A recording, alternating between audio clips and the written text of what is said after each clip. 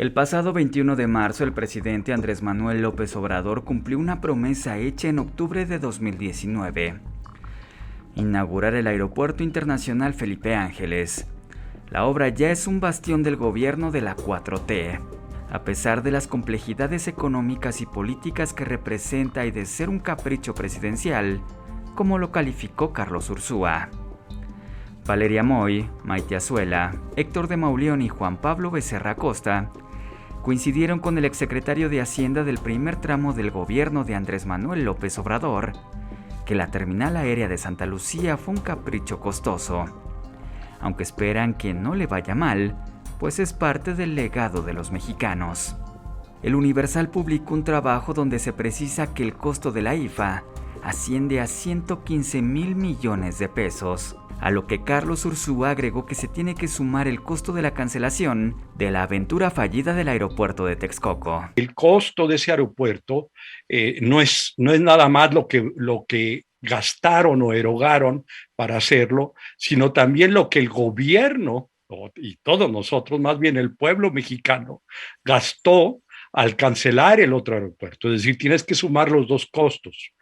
En el caso del aeropuerto de AIFA, el presidente mencionó en aquel octubre que iba a costar 75,000 millones de pesos. Hasta este momento, ya tomando en cuenta los compromisos presupuestales para este año 2022, ya llevan alrededor de casi 116,000 millones de pesos. Entonces estás hablando de que ya hay sobrecostos del orden de más allá del 50%.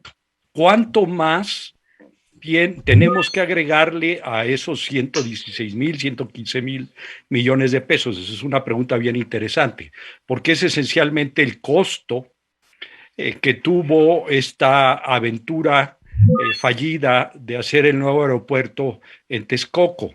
De acuerdo con la Auditoría Superior de la Federación, hace como un año, el costo fue del orden de 330,000 millones de pesos. Yo coincido con eso, quizá yo me iría un poquito más abajo, pero no mucho más abajo que eso. El gobierno sigue insistiendo que costó 110,000, 120,000 millones de pesos. Respecto a la parte económica, Valeria Moy argumentó lo siguiente.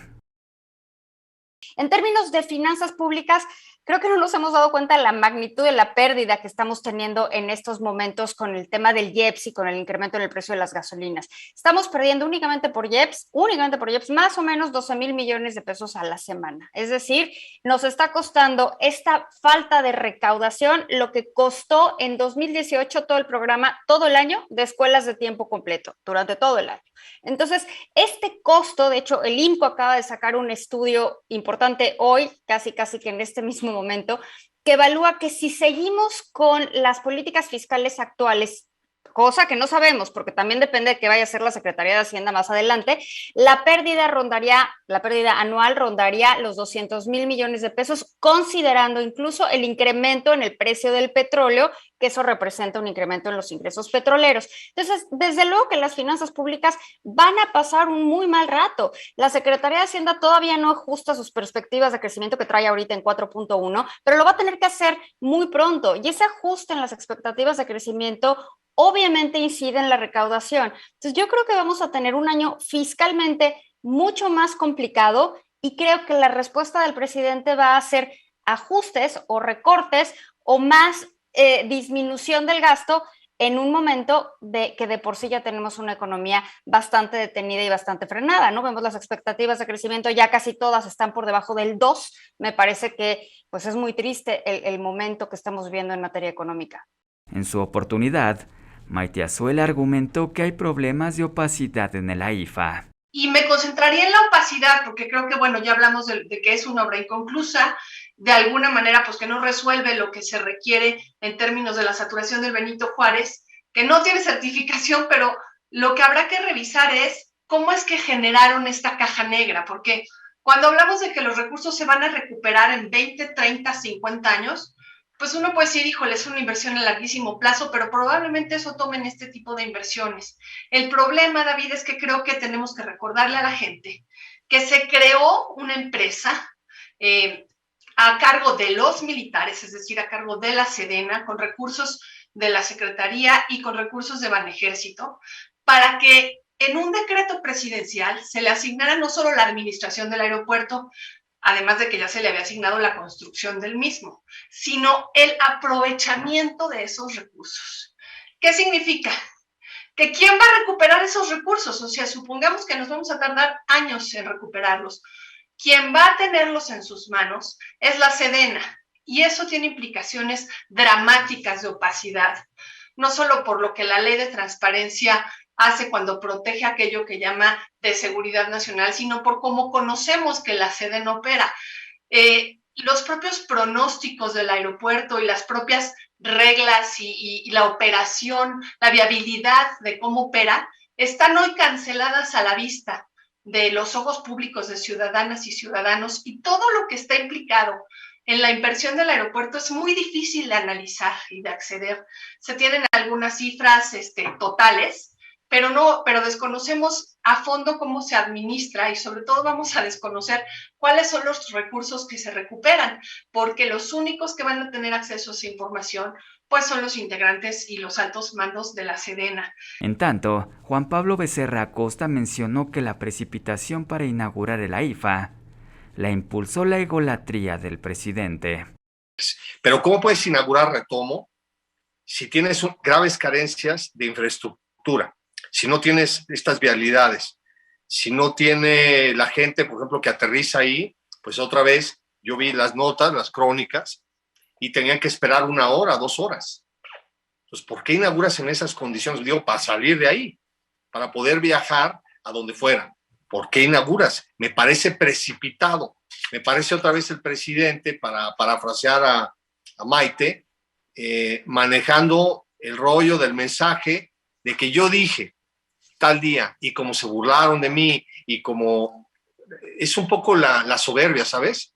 Con todo respeto, pero es un poco la soberbia. En lugar de decir, oigan, ¿saben qué? Espérenme tantito, 3 meses, 4 meses, 5 meses, para que ya estén funcionando todos estos ejes viales, estos tréboles, para que el transporte público, que es muy importante, esté funcionando adecuadamente, el Mexibus, todo, lo que quieran.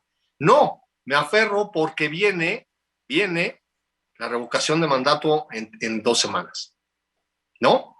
Entonces me aferro, inauguré, ya vieron, yo sí inauguré un aeropuerto, no es un aeropuerto nuevo, es un aeropuerto remodelado, también hay que subrayar eso, porque no pueden vender algo como un aeropuerto nuevo, no es un aeropuerto nuevo, es un aeropuerto que rehicieron porque había una base militar que algunos conocemos, que estaba ahí, y que ahora la cambiaron para otro lado en la misma zona. Entonces, me parece que claramente, para cerrar tu pregunta, pues sí, fue una decisión netamente política inaugurar en este momento ese aeropuerto que no tenía necesidad, con esos poquitos vuelos de inaugurar, y uno que yo no sé si traía ni siquiera pasajeros, que era el de Venezuela, y que luego de regreso se tardó como 2 horas, o sea, como si hubiera mucho tráfico ahí, ¿no? Se tardó 2 horas en despegar. Entonces, es increíble. Al otro día el lugar estaba completamente solitario, ¿no? Entonces, me parece que fue una razón política, lo pudo inaugurar perfectamente en septiembre. Por su parte, Héctor de Mauleón dijo que en nombre de la austeridad cometieron un acto que va a costar mucho.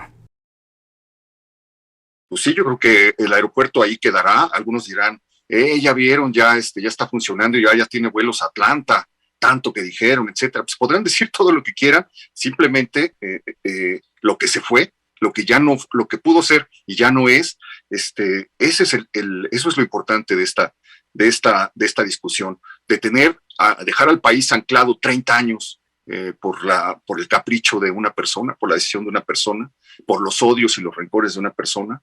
Pues me parece una de las grandes tragedias una más de las grandes tragedias nacionales. Y desde luego, pues la especialidad de la casa, que es desviar la atención para lo del clasismo y el racismo y poner a todo el mundo ahí a hablar de otras cosas y no pues, del quebranto que se acaba de perpetrar en el país, y mientras un grupo lo vive como si fuera la gran fiesta de reivindicación histórica, que creo que es pues desolador ver el panorama que viene. Quedan 2 años y medio de esta administración, puede seguir destruyendo a ritmo sostenido todo lo que quiera, pero pensar en lo que le tomará a México remontar este periodo de estancamiento, de atraso y de destrucción, pues es desmoralizador, ¿no?